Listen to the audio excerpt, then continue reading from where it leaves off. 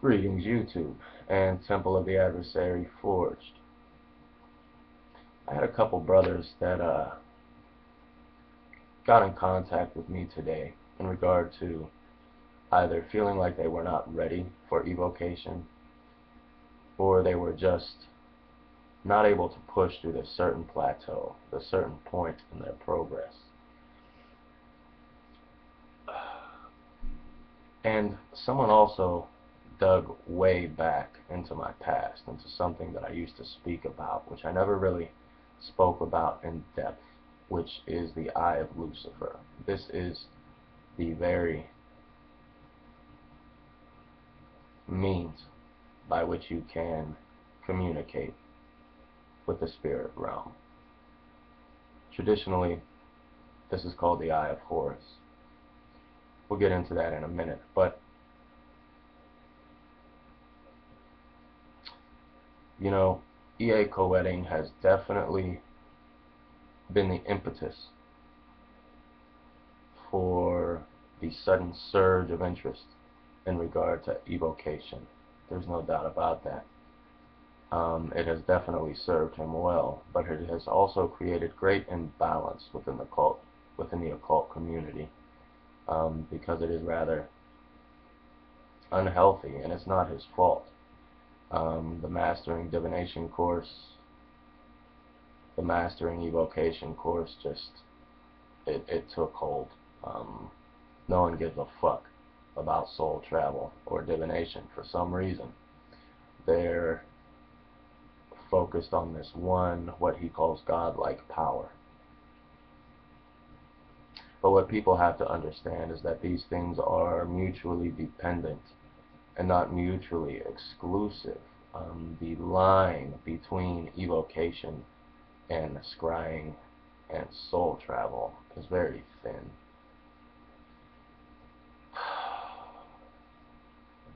But the issue came up with one brother where he asked me, are these spirits really something that exists outside of self, or are they something that we structure utilizing the active imagination?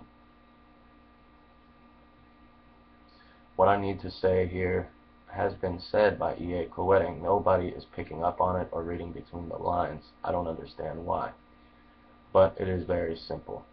The imagination is the very gateway between who you are now and what you want to become. It is not something that you should try to overcome. The imagination is the very gateway into communicating with these entities in other realms that are in fact real. Now, it is our ability to feel these raw primal energies and through our subconscious predisposition filter them through us, put them within a point of manifestation so that we can communicate with them. As he always said, these things aren't sitting at a table, playing cards, drinking scotch, waiting for a buzzer to go off when some sorcerer summons them, and poof, they appear. That's not how it works. The imagination is the key. And what you need to learn how to do is trust the imagination not as something that is a fraud, but something that is actually a usable, practical tool within the human mind, because that's what the fuck it is. Now, he puts forth a lot of very practical and very helpful exercises within the Mastering Evocation course. Now, people seem to think that they have to completely master these exercises before they can thrust themselves into the experience of evocation, and this is just not the case. Those that are doing so are most likely reading PDFs of the workbook that have been pirated somewhere out there, because within that course you see that you are doing conjurations from the very fucking beginning before these exercises are mastered. It is the experience that becomes crucial. It is taking part within the evocations themselves to gain experience that activates the results of the exercises that you are doing.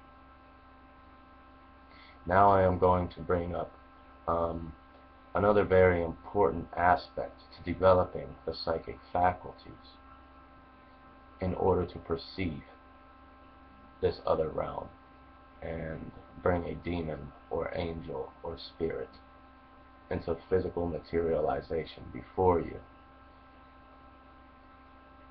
I call this the Eye of Lucifer. Most would call it the Eye of Horus. Now, the Eye of Horus is not one glyph. It is actually made up of 6 separate glyphs. These 6 separate glyphs represent 6 senses. These 6 senses also represent elements. And the order of these is very important because it's almost like a baby. It starts off on the breast, and then it begins to eat pureed foods. Then it can eat soft or solid foods. It works in the same way. It goes from stuff that is, most dense, however, into the elements which are less dense. But anyways, these senses are simply touch, taste, hearing, thought, sight, and smell. These need to be exercised outside of the limits of your own body. I will give you an example of how I used to do this. For instance, I was a night auditor within the Hilton brand of hotels, and I would be sitting behind the counter with nothing to do. I had grimoires filled with draconian magic and things of this nature scattered all over below the desk. But I'd get bored of reading, and I would simply, through my living, active, magical imagination, leave my body and go and touch the plants across the room. I would smell them. I would, when people would come in eating a bag of Cheetos, I would really smell those yummy, cheesy goodness, tidbits of yummy awesomeness, and taste it. I would feel it in my hands. When they would spark up conversation, I would try and get into their thought process. I would try to say something that they wanted to say before they said it. I would try to look through my surroundings and see things that were not there. In other words, I would exercise my astral senses, the astral byproducts of my physical senses, turn them up and down, and I would just play with it.